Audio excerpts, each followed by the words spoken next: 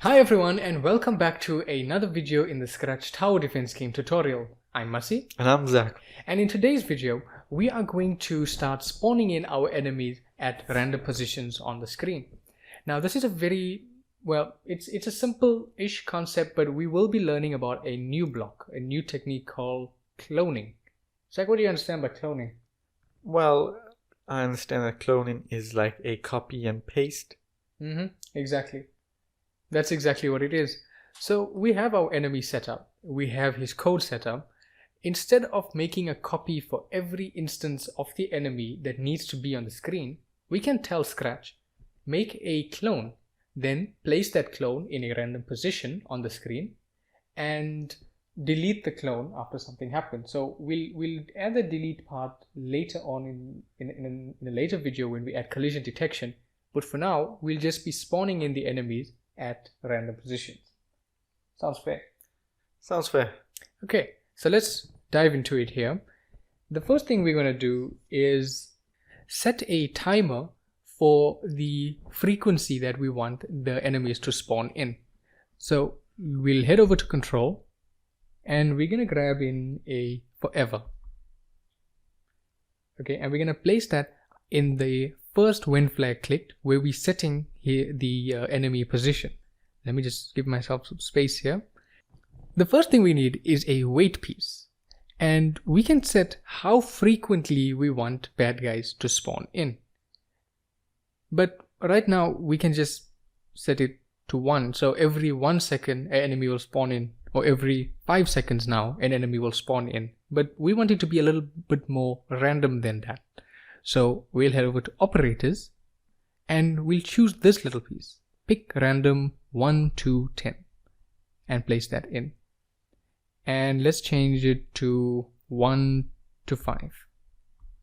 Okay, so the Scratch is going to wait from the time the game starts.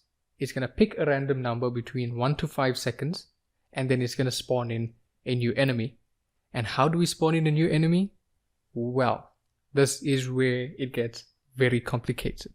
Head over to control, then scroll down and get this piece. Put it there. Create clone of myself. That's it. That was not very complicated at all. Okay. Now, if you're expecting more, well, there's just a few tweaks that we can make, but this is basically it. It's going to pick a random number of seconds between 1 to 5 and then create a clone of the bad guy. Okay. So we have 1. I think if we move this guy, no, if you move the guy on top, you'll see. Oh, there he is. Okay. So he is creating clones, but like I said, we need to tweak this a little bit more. Right now, it's creating clones on top of each other because we haven't set the random position.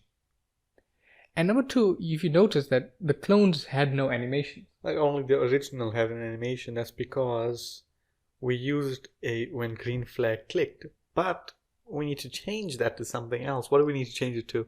When I start as a clone. When I start as a clone. So this first piece here, where we're setting the position and we picking the random seconds, that one will stay as a green flag clicked.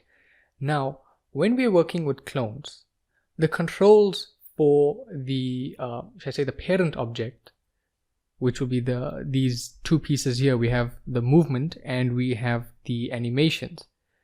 We need to tell Scratch that this applies to the clones as well. So we'll just remove the code and get rid of the when flag clicks and put in when I start as a clone.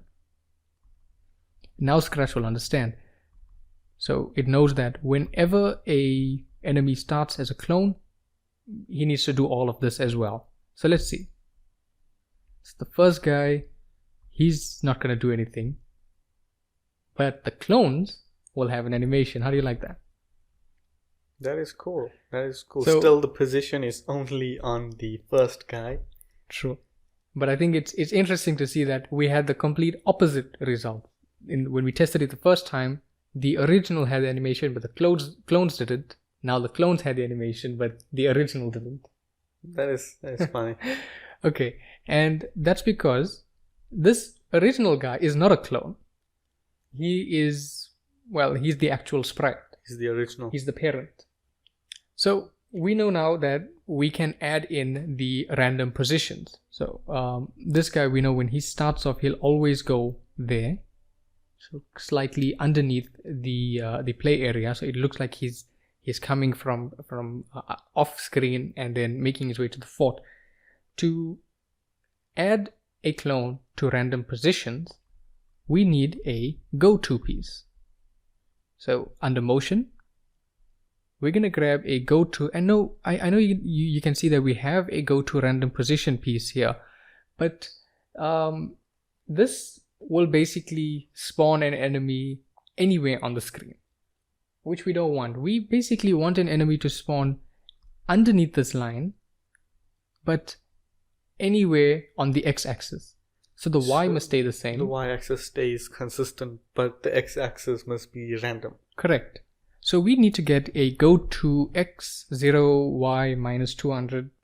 That's what it says for me, but it could say different numbers for you. And we're going to place that right over here. Oops, accidentally started the game.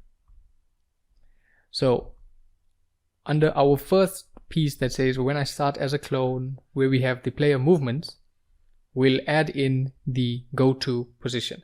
So like we mentioned, the y position needs to stay the same, but the x position can will change. So we head over to operators, and we're going to pick another pick random piece and put that inside the x. And we're going to set the x position to pick a random position from 200 all the way to negative 200. So those are the two extremes on each. So the extreme left and the extreme right. So that should cover this entire bottom section. Okay, and I think we're ready for a test. So there's our original who's not going to do anything.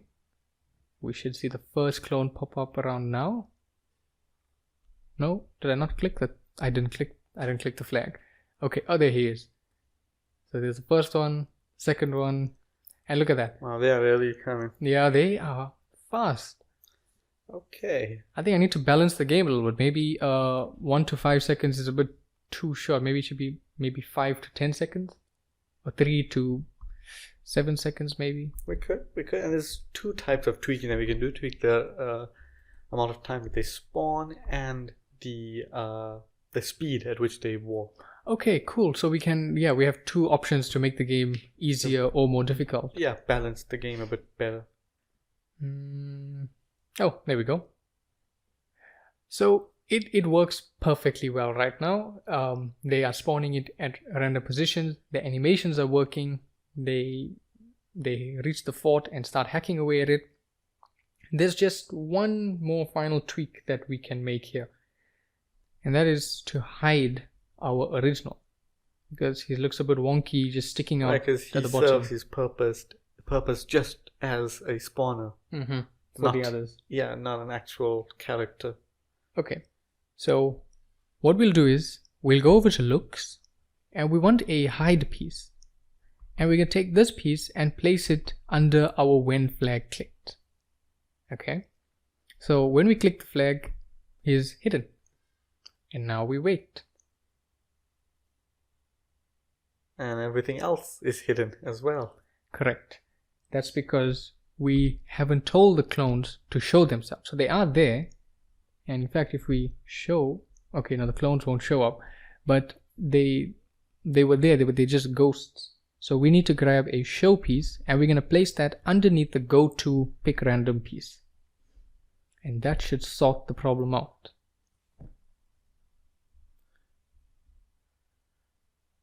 There we go. Unfortunately, my guard is a bit frantic because he can't.